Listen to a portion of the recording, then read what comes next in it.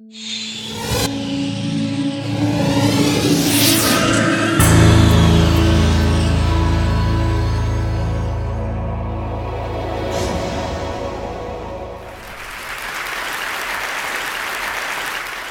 think it was in my second grade that I was caught drawing the bust of a nude by Michelangelo.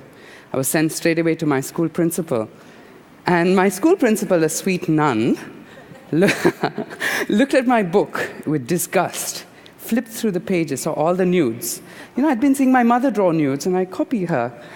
And the nun slapped me on my face and said, "Sweet Jesus, this kid has already begun." I had no clue what she was talking about, but it was good enough. But it was convincing enough for me never to draw again until the 9th grade. Thanks to a really boring lecture, I started caricaturing my teachers in school. And, I got a lot of popularity. I don't play sports. I'm really bad at sports. I don't have the fanciest gadgets at home. I'm not on top of the class. So for me, cartooning gave me a sense of identity. I got popular. But I was scared I'd get caught again. So what I did was I quickly put together a collage of all the teachers I'd drawn, glorified my school principal, put him right on top, and gifted it to him. He had a good laugh at the other teachers and put it up on the notice board. This is a part of that. And I became a school hero. All my seniors knew me. I felt really special. I have to tell you a little bit about my family. That's my mother. I love her to bits. She's the one who taught me how to draw, and more importantly, how to love. She's a bit of a hippie. She said, "Don't say that," but I'm saying it anyway. The rest of my family are boring academics, busy collecting Ivy League decals for our classic ambassador car. My father's a little different. My father believed in a holistic approach to living. And every time he taught us, he'd say, "I hate these books, because these books are hijacked by Industrial Revolution." While he still held that worldview, I was 16, I got the best lawyer in town, my older brother Karthik, and I sat him down and I said, "Pa, from today onwards I've decided I'm going to be disciplined, I'm going to be curious, I'm going to learn something new every day, I'm going to be very hardworking, and I'm not going to depend on you emotionally or financially." And he was very impressed. He was all tearing up, ready to hug me, and I said, "Hold that thought." I said, "Can I quit school then?" But to cut a long story short, I quit school to pursue a career as a cartoonist. I must have done about 30,000 caricatures. I would do birthday parties, weddings, divorces, anything, anyone who wanted to use my services. But most importantly, while I was traveling, I taught children cartooning. And in exchange, I learned how to be spontaneous and mad and crazy and fun. When I started teaching them, I said, "Let me start do this professionally."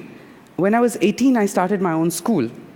However, an 18-year-old trying to start a school is not easy unless you have a big patron or a big supporter. So I was flipping through the pages of the Times of India when I saw that the Prime Minister of India was visiting my hometown, Bangalore. And, just like how every cartoonist knows Bush here, and if you had to meet Bush, it would be the funnest thing, because his face was a cartoonist's delight. I had to meet my Prime Minister. I went to the place where his helicopter was about to land. I saw layers of security. I caricatured my way through 3 layers by just impressing the guards. But I got stuck. I got stuck at the 3rd. And what happened was, to my luck, I saw a nuclear scientist in whose party I had done cartoons. I ran up to him and said, "Hello, sir. How do you do?" He said, "What are you doing here, Raghava?" I said, "I'm here to meet the Prime Minister." He said, "Oh, so am I." I hopped into his car, and off we went through the layers of security. Thank you. I sat him down, I caricatured him, and since then, I've caricatured hundreds of celebrities. This is one I remember fondly. Salman Rushdie was pissed off, I think, because I altered the map of New York, if you notice. Anyway, the next slide I'm about to show you. Should I just turn that off? Anyway, the next slide I'm about to show you is a little more serious. I was hesitant to include this in my presentation because this cartoon was published soon after 9/11. What was for me a very naive observation turned out to be a disaster. That evening, I came home to hundreds of hate mails. Hundreds of people telling me how they could have lived another day without seeing this. I was also asked to leave the organization, a cartoonist organization in America, that for me was my lifeline. That's when I realized, cartoons are really powerful. Art comes with responsibility. Anyway, what I did was I decided that I need to take a break. I quit my job at the papers, I closed my school, and I wrapped up my pencils and my brushes and inks. And I decided to go traveling. When I went traveling, I remembered I met this fabulous old man who I met when I was caricaturing, who turned out to be an artist in Italy. He invited me to his studio. He said, come and visit. When I went, I saw the ghastliest thing ever. I saw this dead, naked effigy of himself hanging from the ceiling. I said, oh my God, what is that? And I asked him, and he said, oh, that thing. In the night I die, and the morning I am born again. I thought he was cuckoo. But something about that really stuck. I loved it. I thought there was something really beautiful about that. So I said, I am dead, so I need to be born again. So I wanted to be a painter like him, except I don't know how to paint. So I tried going to the art store. There are 100 types of brushes. Forget it. They will confuse you even if you know how to draw. So I decided I'm going to learn to paint by myself. I'm going to show you a very quick clip to show you how I painted, and a little bit about my city, Bangalore.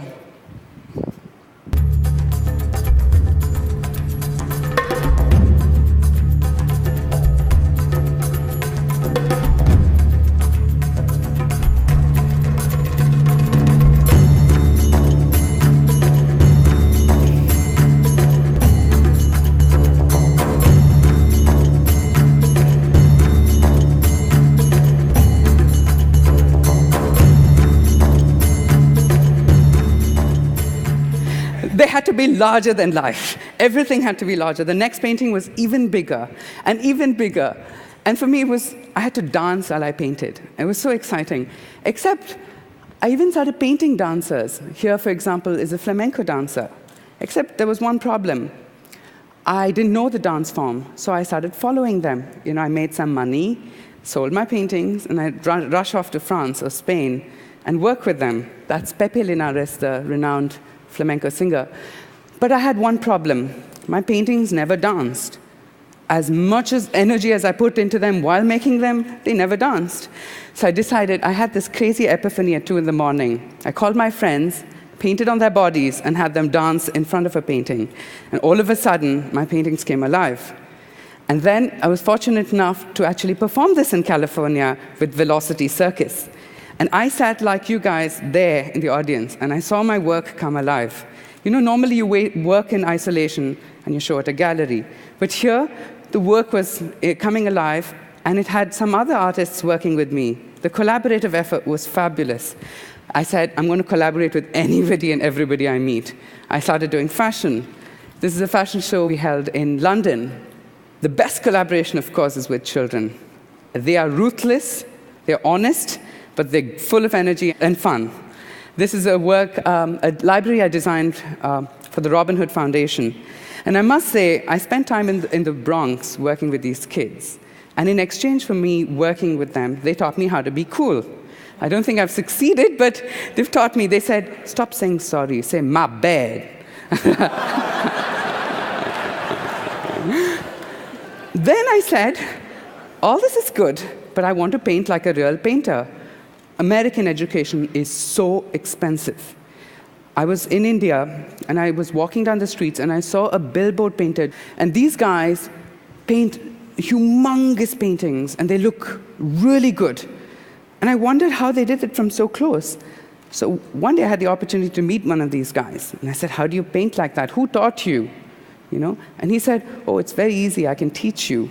But we're leaving the city because billboard painters are a dying, extinct bunch of artists, because digital printing has totally replaced them and hijacked them. I said, in exchange for education on how to paint, I will support them, and I started a company. And since then, I've been painting all over the place. This is a painting I did of my wife in my apartment. This is another painting. And in fact, I started painting on anything and started sending them around town. Since I mentioned my wife, the most important collaboration has been with her, Netra. Netra and I met when she was 18. I must have been 19 and a half then. And it was love at first sight. I lived in India, she lived in America. She'd come every 2 months to visit me. And then I said, I'm the man, and I have to reciprocate. I have to travel 7 oceans, and I have to come and see you. I did that twice, and I went broke. So then I said, Nate, what do I do? She said, why don't you send me your paintings? My dad knows a bunch of rich guys. We'll try and con them into buying it. And then, but it turned out, after I sent the works to her, that her dad's friends, like most of you, are geeks. I'm joking.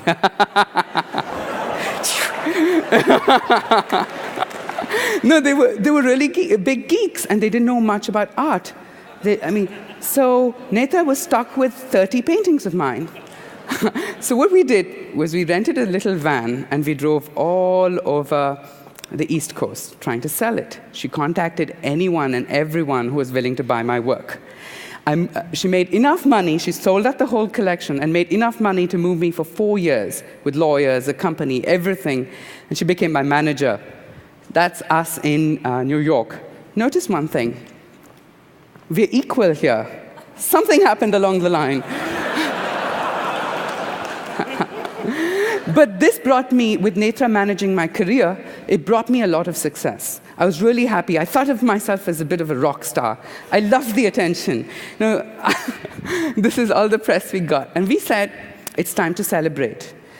And I said, the best way to celebrate is to marry Netra. I said, let's get married. And I said, not just married, let's invite everyone who's helped us, all the people who bought our work. And you won't believe it, we put together a list of 7,000 people who made a ridiculous list. But I was determined to bring them to India. So a lot of them were in India. 150 artists volunteered to help me with my wedding. We had fashion designers, installation artists, models. We had makeup artists, jewelry designers, all kinds of people working with me to make my wedding an art installation. And I had a special installation in tribute to my in-laws. I had the vegetable carvers work on that for me. But all this excitement led to the press writing about us. We were in the papers. We're still in the news 3 years later. But unfortunately, something tragic happened right after. My mother fell very ill. And I love my mother. And I was told all of a sudden that she was going to die. And they said, you have to say bye to her. You have to do what you have to do. And I was devastated. I had shows booked up for another year. I was on a high. And I couldn't. I could not. My life was not exuberant. I could not live this larger-than-life person. I started exploring the darker abscesses of the human mind. Of course, my work turned ugly. But another thing happened. I lost all my audiences. The Bollywood stars who I would party with and buy my work disappeared. The collectors, the friends, the press, everyone said, nice, but thank you. No thank you is more like it. But I wanted people to actually feel my work from their gut, because I was painting it from my gut.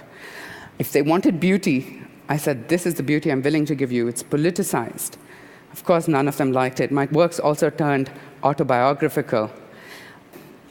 At this point, something else happened. A very, very dear friend of mine came out of the closet.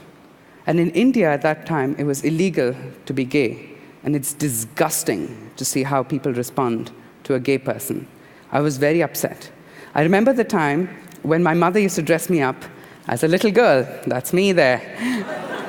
Because she wanted a girl and she has only boys. And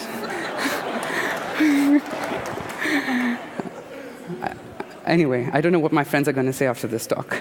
Anyway, it's a secret. Anyway, so after this, my works turned a little violent. I talked about this masculinity that one need not perform. And I talked about the weakness of male sexuality. This time, not only did my collectors disappear, the political activists decided to ban me and to threaten me and to forbid me from showing. It turned nasty, and I'm a bit of a chicken. I can't deal with any threat. This was a big threat. So I decided it was time to end and go back home. This time I said, let's try something different. I need to be reborn again. And I thought the best way, as most of you know who have children, the best way to have a new lease of life is to have a child. I decided to have a child. And before I did that, I quickly studied what can go wrong. How can a family get dysfunctional? And Rudra was born. That's my little son. And two magical things happened after he was born. My mother miraculously recovered after a serious operation. And this man was elected president of this country. I sat at home and I watched. I teared up and I said, that's where I want to be. So Nathan and I wound up our life, closed up everything we had, and we decided to move to New York. And this was just 8 months ago. I moved back to New York. My work has changed.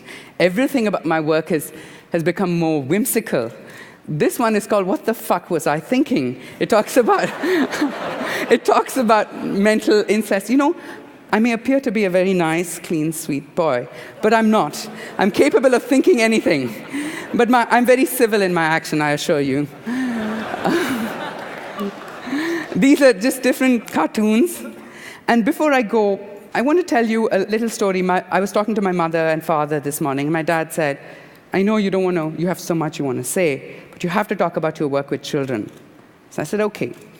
I work with children all over the world. And that's an entirely different talk. But I want to leave you with one story that really, really inspired me. I met Belinda when she was 16. I was 17. I was in Australia, and Belinda had cancer. And I was told she's not going to live very long. They, in fact, told me 3 weeks.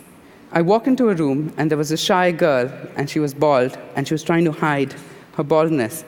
I whipped up my pen, and I started drawing on her head, and I drew a crown for her. And then we started talking, and we spent a lovely time. I told her how I ended up in Australia, how I backpacked, and who I conned, and how I got a ticket, and all the stories, and I drew it out for her. And then I left.